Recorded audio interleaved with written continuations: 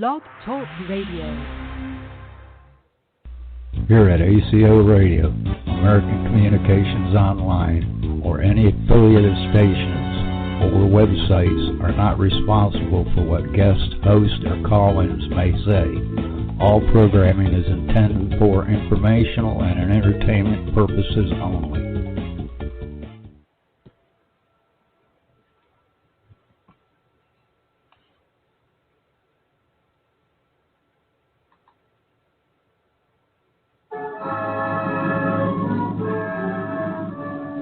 Ladies and gentlemen, the director of the Mercury Theater and star of these broadcasts, Orson Welles.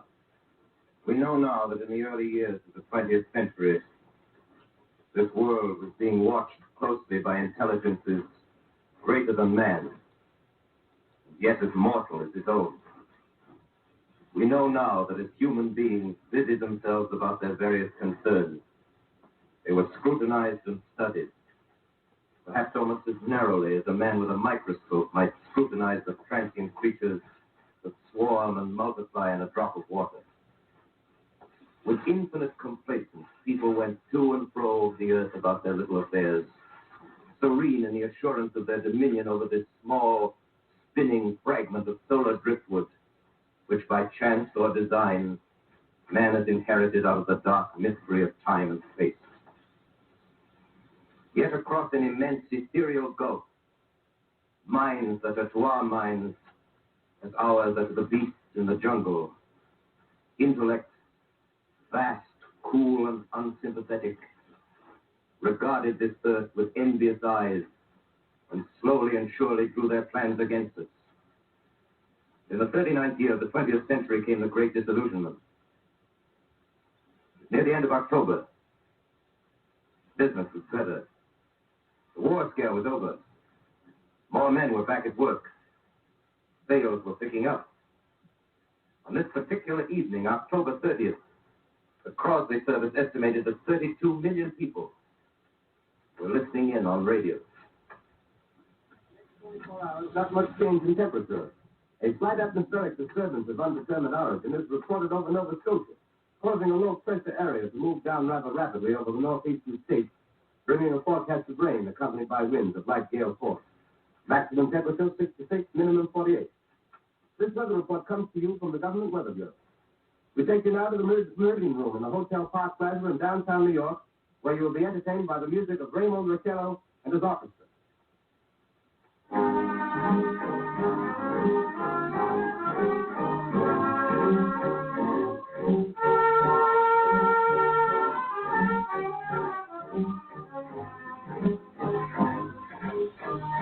Good evening, ladies and gentlemen. From the Meridian Room in the Park Plaza Hotel in New York City, we bring you the music of Raymond Riccello and his orchestra. The touch of the Spanish, Raymond Riccello leads off with La Capacita.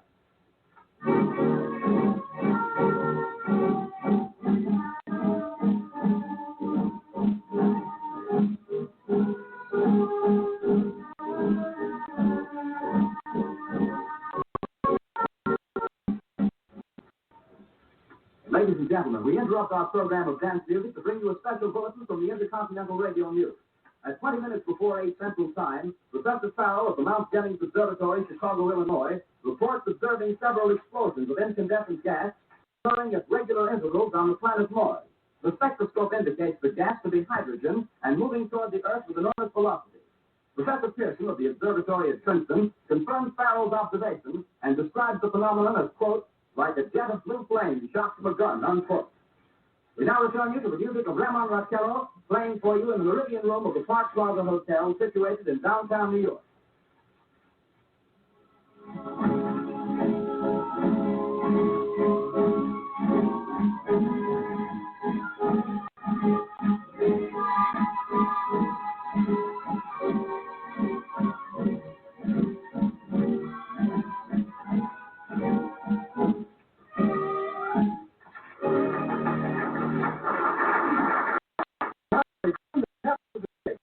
Popular Stardust, Raymond Riccello and his orchestra.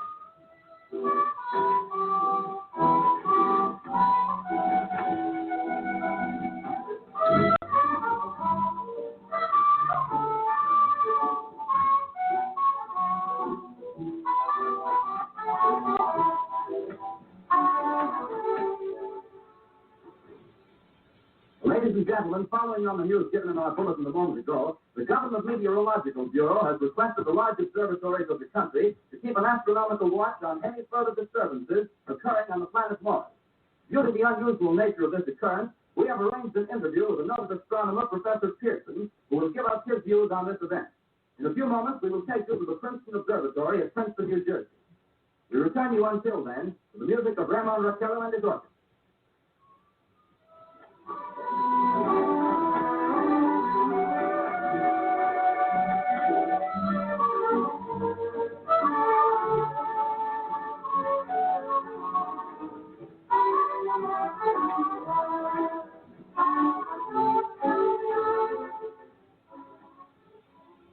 We are ready now to take you to the Princeton Observatory at Princeton, where Carl Phillips, our commentator, will interview Professor Richard Pearson, famous. We take you now to Princeton, New Jersey.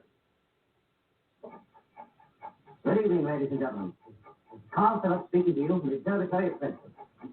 I'm standing in a large semicircular room, pitch black except for an oblong scribbling tip.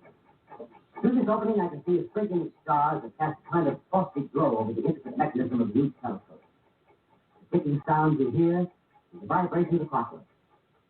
Professor Pearson stands directly above me on a small platform, peering through the giant lens. I'll ask you to be patient, ladies and gentlemen, during any delay that may arise during our interview. Besides the ceaseless watch of the heavens, Professor Pearson may be interrupted by telephone or other communication. During this period, he is in constant touch with the astronomical centers of the world. Professor, may I begin our questions? At any time, Mr. Cook.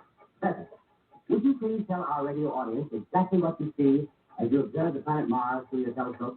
Nothing unusual at the moment, Mr. Cook. A red disk swimming in a blue sea. Transverse stripes across the disk. Quite distinct now because Mars happens to be at the point nearest the Earth in opposition, as we call it. In your opinion, what do these transverse stripes signify, Professor? Oh, not canals, I can assure you, Mr. Cook. Although that's the popular conjecture of those who imagine Mars to be inhabited. From a scientific viewpoint, the stripes are merely the result of atmospheric conditions peculiar to the planet. Then you're quite convinced, as a scientist, that living intelligence as we know it does not exist on Mars? I'd say the chances against it are 1,000 to 1. And yet, how do you account for these gas eruptions occurring on the surface of the planet at regular intervals? First, I cannot account for it. By the way, Professor, for the benefit of our listeners, how far is Mars from the Earth? Approximately 40 million miles. Well, that seems a safe enough distance. Just a moment, ladies and gentlemen. Someone has just handed Professor Pearson a message. While he reads it, let me remind you that we are speaking to you from the Observatory in Princeton, New Jersey, where we are interviewing the world-famous astronomer, Professor Pearson. One moment, please. Professor Pearson has passed me a message which he has just received. Professor, may I read the message to the listening audience? Certainly. Ladies and gentlemen, I shall read you a wire addressed to Professor Pearson from Dr. Gray of the Natural History Museum, New York. Quote, 9:15 p.m. Eastern Standard Time. Seismograph registered shock of almost earthquake intensity occurring within a radius of 20 miles of Princeton. Please investigate. Signed Lloyd Gray, Chief of Astronomical Division. Unquote. Professor Pearson, could this occurrence possibly have something to do with the disturbances observed on the planet Mars? Hardly, Mr. Cook. This is probably a meteorite of unusual size, and its arrival at this particular time is merely a coincidence. However, we shall conduct the search as soon as daylight permits. Thank you, Professor. Ladies and gentlemen, for the past 10 minutes, we've been speaking to you from the Observatory at Princeton, bringing you a special interview with Professor Pearson, noted astronomer.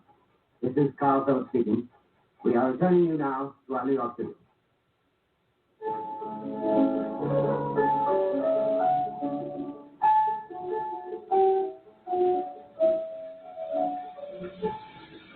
Ladies and gentlemen, here is the latest bulletin from the Intercontinental Radio News.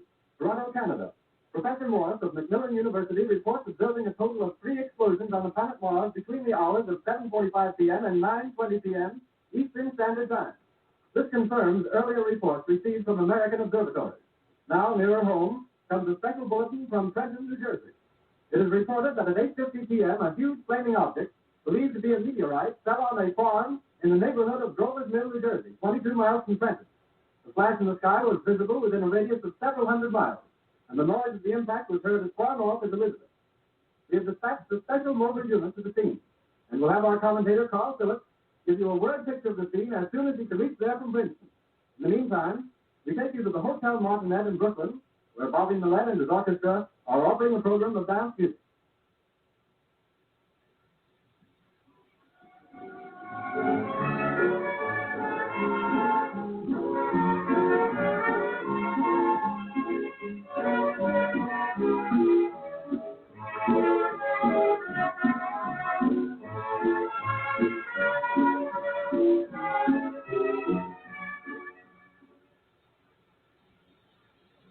We take you now to Grover's Mill, New Jersey. Ladies and gentlemen, this is Carl Phillips again, out at the Wilmot Farm, Grover's Mill, New Jersey. Such a distance, and myself made the 11 miles in 10 minutes. Well, I hardly know where to begin. Thankfully, your word picture the same scene before my eyes, but nothing out of the modern Arabian Nights. I just got here. I haven't had a chance to look around yet. That's it. That's the thing directly in front of me. Half buried in a vast pit. Must have struck with terrific force. The ground is covered with splinters of the tree. It must have struck on its way down. But I can see that the object itself doesn't look very much like a meteor. At least not the meteors I've seen. It looks more like a huge cylinder. Has a diameter of, what would you say, Professor Pearson? What would you say, what's the diameter of this? About 30 yards. About 30 yards. The metal on the sheet is, well, I've never seen anything like it. The color is sort of yellowish white. It's curious. Spectators now are pressing close to the object in spite of the efforts of the police to keep them back. Getting in front of my line of figures. Would you mind standing one side, please? While we're pushing the crowd back. Here's Mr. Wilmot, owner of the pond here. He may have some interesting facts to add. Mr. Wilmot, would you please tell the radio audience as much as you remember of this rather unusual visitor that stopped in your backyard? A step closer, please. Ladies and gentlemen, this is Mr. Wilmot. Live assisting to the radio. Close and louder, please. Pardon? Louder, please, folks. Yes. I the fellow was talking about Mars, so I was half chosen. Yes, Mr. Wilmot, and then what happened? Well, as I was saying, I was listening to the radio, kind of halfway. Yes, Mr. Wilmot, and then you saw something. Not first off, I heard something. And what did you hear? A hissing sound like this. It's kind of like a 4th of July rocket. Yes, then what? I turned my head out the window and would have sworn I was asleep and dreaming. Yes? I seen a kind of greenish streak and then jingle. Something smacked the ground. Knocked me clear out of my chair. Well, were you frightened, Mr. Wilmot? Well, I ain't quite sure. I reckon I was kind of riled. Well, thank you, Mr. Wilmot. Thank you very much. No, that's quite all right. That's plenty. Ladies and gentlemen, you've just heard Mr. Wilmot, owner of the farm where this thing has fallen. I wish I'd convey the atmosphere, the background of this fantastic scene. Hundreds of cars are parked in a field. In fact, the police have signed a rope off the roadway leading into the farm, but it's no use. They're breaking right through. Cars' headlights throw an enormous spotlight on the pit where the object has buried. Some of the more daring stories now are against the metal scene. One man watched the touch thing. He's having an argument with the policeman. Now the policeman wins. Now, ladies and gentlemen, there's something I haven't mentioned in all this excitement, but it's becoming more distinct. Perhaps you've caught it already on your radio. Listen, please. Do you hear it? The curious humming sound that seems to come from inside the object. I'll move the microphone nearer. Here. Now, we're not more than 25 feet away. Can you hear it now? Professor Pearson? Yes? Can you tell us the meaning of that scraping noise inside the thing? Possibly the unequal cooling of its surface. I see. Do you still think it's a meteor, Professor? What do you think? The metal casing is definitely extraterrestrial. Not found on this Earth. Friction with the Earth's atmosphere usually tears holes in a meteorite. This thing is smooth. You can see it's literally. Something's happening. Ladies and gentlemen, it's terrific. This end of the thing is beginning to take off. It's beginning to take like a screw, and the thing must be hollow. Ladies